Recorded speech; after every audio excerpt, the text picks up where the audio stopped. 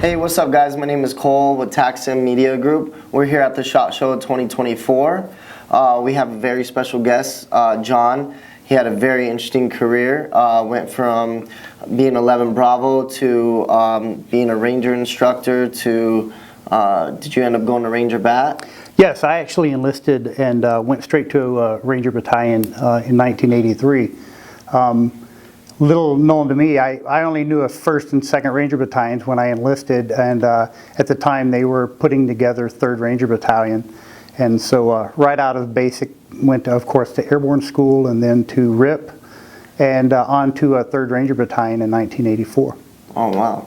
So what do you think about RIP compared to the modern day RAS? You know, I believe with what the battalion's mission is, I believe that they do a really good job of selecting these kids and keeping in mind that today's a different world than it was 30 years ago, 40 years ago. We're getting different people, a different quality of soldiers that are coming in, and as a result, they do a really good job of turning these young kids into Rangers. I agree with you that Ranger School is definitely a leadership course that is for all world military. So you were enlisted, and then so you stayed enlisted and you were in BAT, and then when did you kind of get out of the military? I stayed in until 2004 when I retired, and you know, the funny part was, like a lot of my friends, you know, we weren't in the civilian world, you know, they'll tell you that, oh, when you get out of the Army, you're a Ranger, there's not going to be a job available for you or anything like that. And I was fortunate enough that, I say fortunate, the war on terror was going on hard and heavy at that time, so Iraq was going, Afghanistan was going, and I walked right out of the Army and went to a private contractor with an amazing man. The company was with Co-Chiefs Consultancy. It was the former SOC CENT commander, former deputy commander of Delta for the Iran mission. And he had a company over there of 250 guys, and we got to travel all around Iraq and do our thing over there. So it was great working for Colonel Johnson. So back to being so what was your most interesting time in your time in the service in the Army? Of course, being in a Ranger Battalion, it's a very high tempo, high operation. So you're always on the go. You're learning new things. You're seeing new places, working with the best NCOs and officers that the Army has to offer to you. I think for me as an NCO, I went to a long-range surveillance company in Germany at the time, and all of the NCOs that were there had come out of the Ranger Battalion, all the team leaders, and in the LURS units, we were, as team leaders, we put together our training schedules, what we were going to do, how we were going to do it, and everything. And it was fortunate in the fact that these are opportunities that you don't get that anywhere else in the Army. There's always a company commander telling you what the plan's going to be and where you're going to go. So it's a learning experience, and it's a very good time. I agree with you on that. I agree with you. That is one thing that sets the special operations community apart from the regular, you know, infantry line units, is that the leniency for training and certainly the risks that you guys are able to take compared to regular line infantry. Well, you know, the one thing that I was taught as a private is, you know, everyone on the outside looking in to the Ranger Battalion or Special Forces or whatever, they tend to say that they have incredibly high standards and it's hard, you can't meet them or whatever. And I would not argue. I would say that that's far from the truth. The Ranger Regiment, as a lot of the people can tell you, they have basic Army standards. Yeah. The difference between them and the rest of the Army is they enforce those standards. So there was no room for error. You trained until you met the standard. You didn't train to time. If you're okay with it, we especially here at the SHOT Show, we've been having the conversation of, do you think the standards have lowered since you know, your time in the Army? I think that the mission has changed in the battalion. I think that in the Ranger Battalion when I was there, we spent half of the year we spent half of the year doing regular infantry stuff, raid, ambush, recons, and you did extended operations in the field. And I think we honed that down until we were the best light infantry unit in the world. Yes. And from that being the best light infantry unit in the world, they were able to build upon that and go into the special operations role, the airfield seizures, the precious cargo takedowns, and all that. And so I think that with today's within the regiment, they focus more along the special operations, the airfield seizure stuff, the taking down of, and rescuing and getting precious cargoes, whatever it may be, and they don't focus enough on the basics. And I think when you lack in the basics, then the hard stuff's gonna fail as well. It's very, very interesting that you brought that up, because we were having the same conversation yesterday. Because as you walking around, you see the advancement of optics, and you got to ask yourself, are we veering away from the basics? Certainly. Like an EMP or anything that can mess with our optics or any of that. Are we able to fall back? Able to navigate? Are they capable of pulling out a map and a compass and protractor and move from point A to B without being lost? Yeah, certainly. Because I talk to everybody that thinks they're ready for something to happen, and I ask them if they have a topographical map, and they don't. They say completely no. reliant. Yeah. Certainly. Yeah. And once again, I think, of course, terrain's going to matter, the conditions on the ground are going to matter, how far you're going to navigate and all that, but you certainly have to have that basic knowledge of 360 due north, where are we going, how far, and look at a map and be able to read the terrain. Yeah, it's very interesting, because I think everybody right now, especially with your training background, and I know it's brought up a lot on a lot of the veteran podcasts, is where is a good spot in America to set up shop for you and your family, as far as an outside attack or even an internal attack? I trouble myself with this all the time, and I have friends that are hiding out, in the mountains of North Carolina, and they're come here if things go south, let's but I don't know. There's 1,000 reasons to do that, and there's 1,000 reasons not to do that. I'm a firm believer that if you isolate yourself like that, then you've done half the work for them.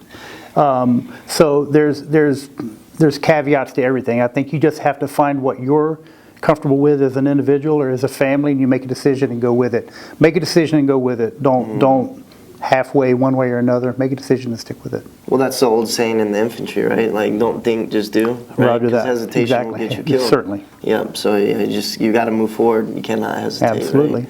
And so what makes your career interesting is, so you spent pretty much your whole career in Ranger Battalion then. Yeah, I spent a lot of it there, and the LURS. I did one tour in the 82nd Airborne Division. How was that?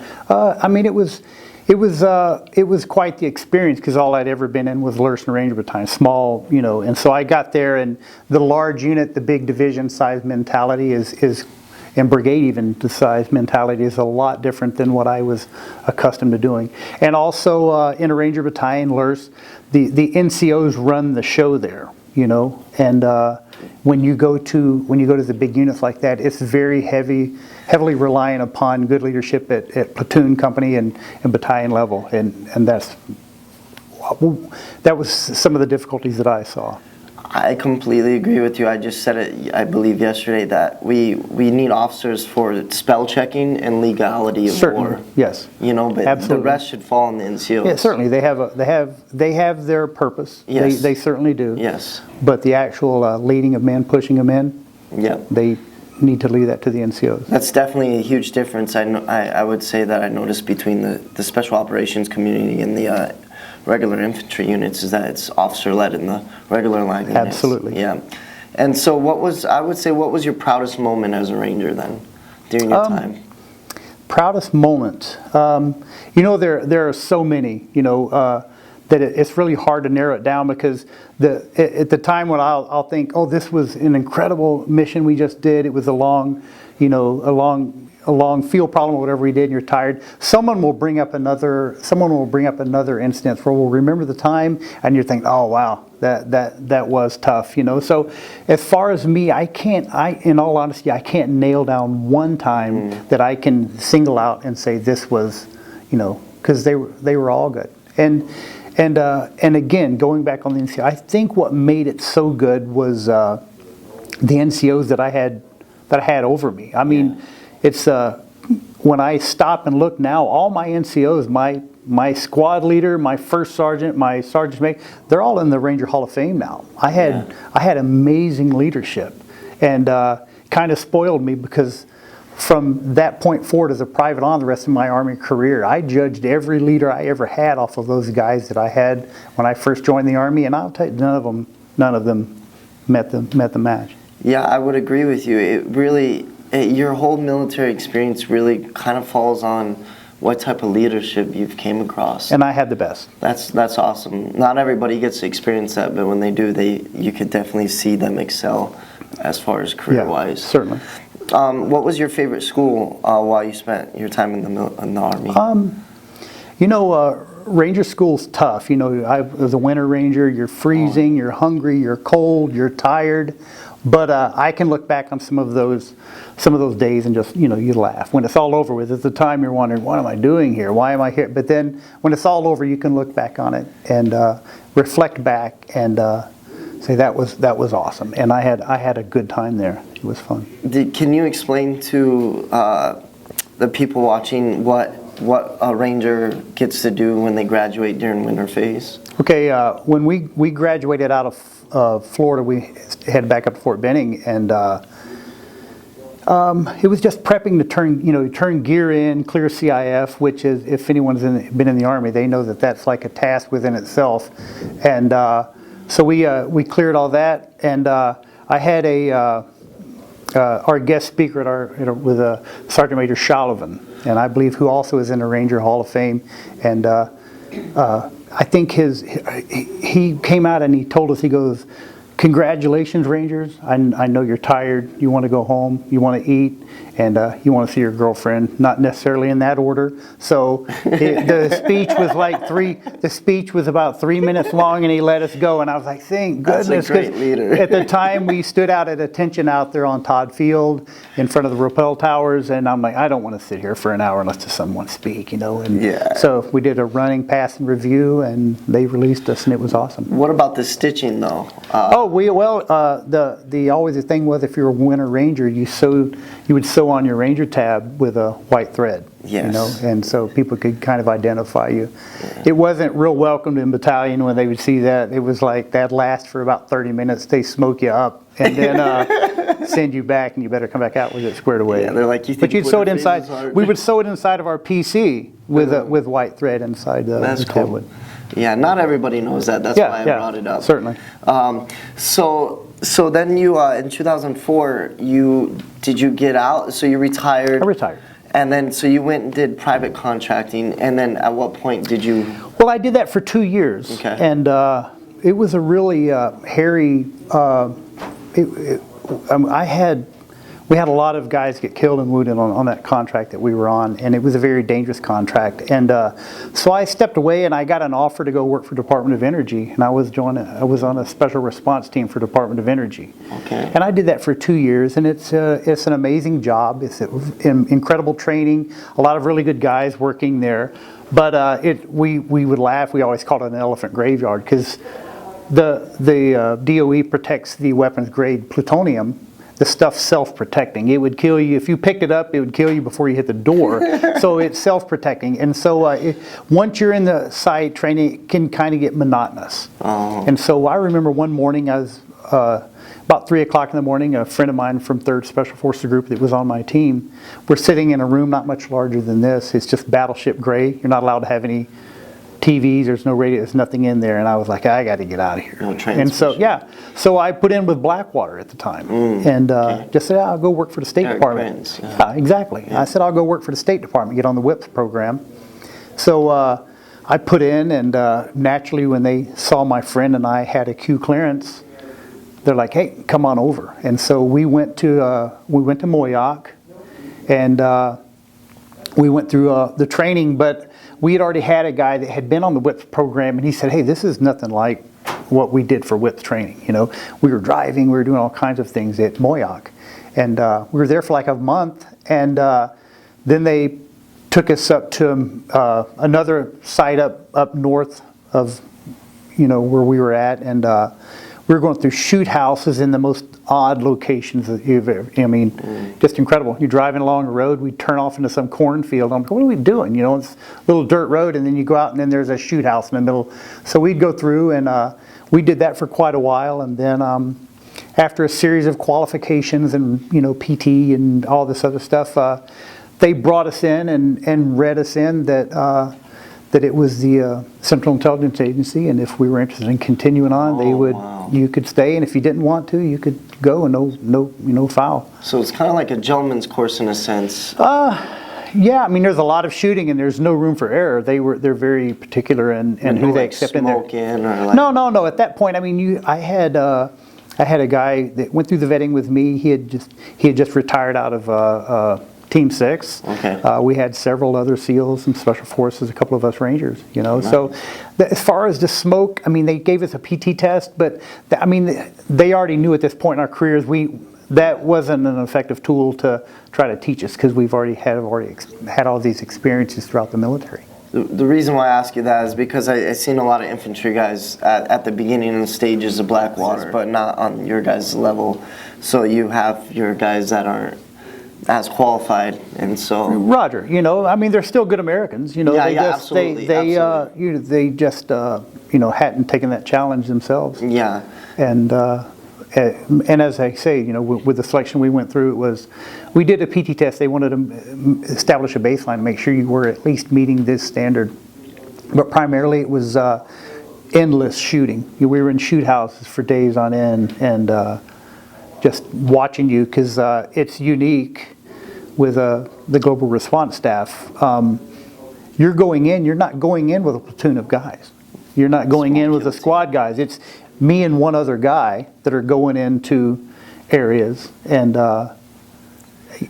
you know, you're not going to do a lot of room clearing and all that with just two guys. Sometimes one, you know, because it's just, you have a driver drives, he stays behind the wheel, and so the other guy goes in. And so with all your training and stuff, I always use the analogy, like, so you could take two of the same people and you can give them all the MMA training in the world. Certainly. And they can be equal strength. Everything is equal about them, but one just has the fighting spirit and one doesn't. Did you ever experience that in special operations or your career at all, where people, they were trained well, they fit the role? We did have an incident one time, actually, and we watched two guys just totally fold like lawn chairs when it went down. But it was immediately identified, and they were gone that day. I mean, we used to refer to it as the Black Chinook. We had the Black Chinook came in and got them, and they were gone that day.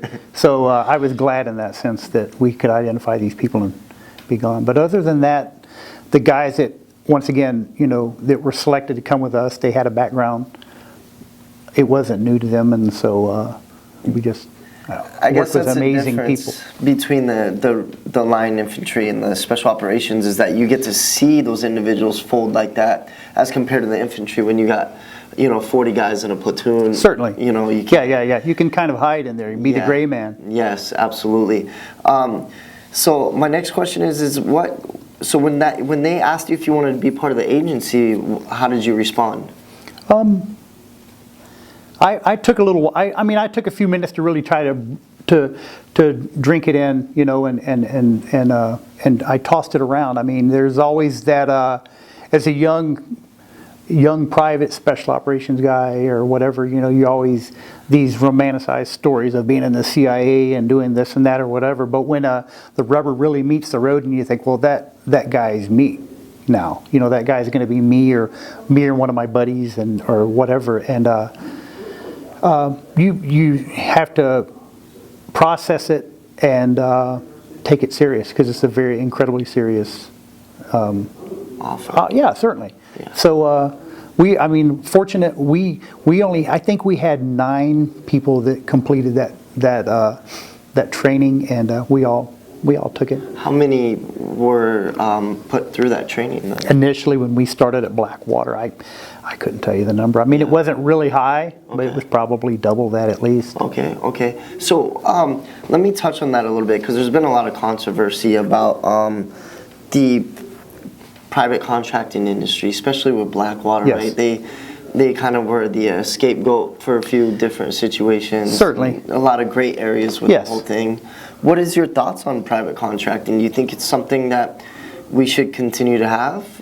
Well, absolutely. I think that they fill a void in a specialized niche that a lot of times that regular Army units can't do, but there's not enough special operations guys to fill that need. And for that reason, I think there's a need for them. Colonel Johnson kept it around 250 people. Okay. And which is, it's manageable. You can control that. But when you're in the thousands over there, you think about in your normal infantry company or infantry battalion, how many long weekends go by that you don't have somebody get a DUI or whatever. So in that likes, it's hard to control that many people downrange, and they're scattered everywhere. And then you compound that, you give them automatic weapons. What did you think was going to happen eventually? Yeah, and they're held to a different. Certainly, rules. yeah. I mean, you have the rules, use of force for the military, and then the rules for us came out of St. as well, or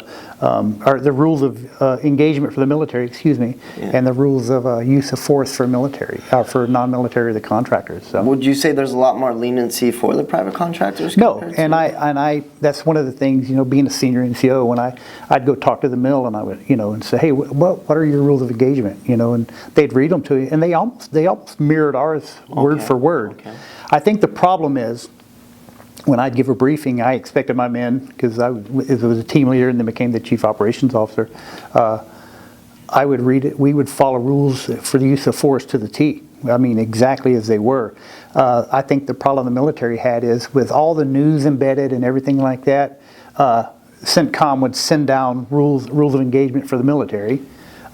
It goes to MNFI there in Iraq, the Multinational Forces Iraq commander, and he reads into it, and then he throws in his 1 or 2 little blurbs that he wants to add to the rules of engagement.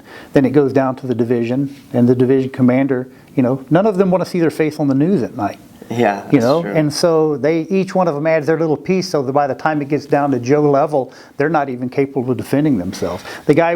One kid told me he had to throw rocks and frozen water bottles at cars to get them away from his vehicle, and I'm like, well, buddy, if that's a V-bed, if you can hit it with a rock, you're toast already anyway, if you do the V-bed. Yeah, I agree.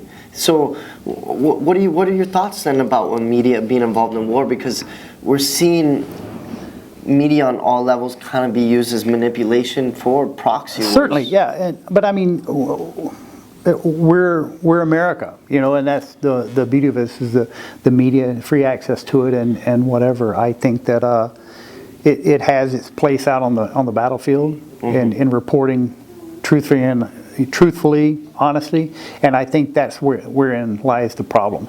They tend to want to point fingers at people for someone making a split-second decision where it's their lives or someone else's lives, and it's an unfortunate casualty of war. If people are killed, it's war. And I mean, I can't think of any soldier that wants to go out there and harm any civilian intentionally, but in the course of protecting themselves and or their buddies, I mean, it's an unfortunate byproduct. Yeah. Okay, and so let me touch on your time a little bit with the CIA. So how many years did you spend on the agency? I think it was right at 12 years that I worked with them, yes. So you have about, 32 years time? Yeah, about 36 I feel it every day, yes. Yeah. You look good, you know what I'm saying? So when you decided to go to the CIA, did you ask the wife, or were you married? Yeah, I cleared it. I mean, it was, I was going crazy sitting at home. I was ready to get back into it. It's one of those deals where when you're over there and you're in it, you're like, man, I can't wait to get home. Then when you're back home, you want to get back over there into it. So what are you doing now then? Now, you know what, I've I've retired. I'm done. My wife is still active duty. She didn't join till almost 4 years after I retired. Oh wow! And I'm home. I have a son. I take care of him, and I look forward to events like SHOT Show here, because it's an incredible opportunity for me to link up with old buddies and see old friends and reconnect, and relive old good memories, Yeah, that's true, because I have a very good friend of mine that's in special operations, and that's advice he always gives me, is that we need to start focusing on the good that we have, because as veterans we spend too much time reminiscing on the bad. Absolutely. And that's why I feel like there's so much self-harm in the military. Yes. Because we seem to kind of drift towards the negative. Yes, I mean I think that's what imprints on us most is the negative side, and once again you need to figure out ways to work past through that. And if it's with friends or counseling or whatever it may be, I think it's important you search that out, because I think more so in special operations than the other branch. Certainly not that they don't suffer it, but when you give a young staff sergeant the responsibilities that he has, your primary jump master on an aircraft, you got 64 paratroopers, they're yours. You're jumping in, you're doing all this high-speed stuff the government's relying upon you to do, important missions that have national, security implications involved, and then it's just gone one day. You're retired, you're done, and you're out there. A lot of people lose their identity because they've lived their whole life based on that, being the best they could be. Yeah. And so it's important to find an outlet. So what's your outlet then now, since you're retired and you've had this fulfilling career and such a successful career? Now I ride motorcycles, I work on motorcycles, and it's therapeutic to me. I just enjoy doing it. That's good. Yeah. So we'll leave you with this. If you could give the average gun owner, American gun owner, advice on how we can educate and make our communities better as far as the gun community in a safe way, because right now we are dealing with a lot of gun violence. Certainly a lot of gun violence, but it's not the good guys doing it. How can we change that as gun owners? I think one is stay abreast of the news and how the adversary is working against us to take these weapons away. Make sure you're voting for those people that have those same ideals as far as gun ownership, and I think something that they've proven to really affect violence, crime, and everything as a whole is the family structure. Keep those fathers in the home, raise those kids correctly, teach them right from wrong, and these problems, I think, will dissolve and go away themselves. I'm glad you said that, because we'll close out with this. I definitely agree with you. The best people always say, well, I want to go join the military, I want to go to war, I want to defend my country. I say the best thing you can do as a man for your country is to raise your own children. Certainly. So, yeah. Absolutely. Thank you. I appreciate your time. Thank you very much.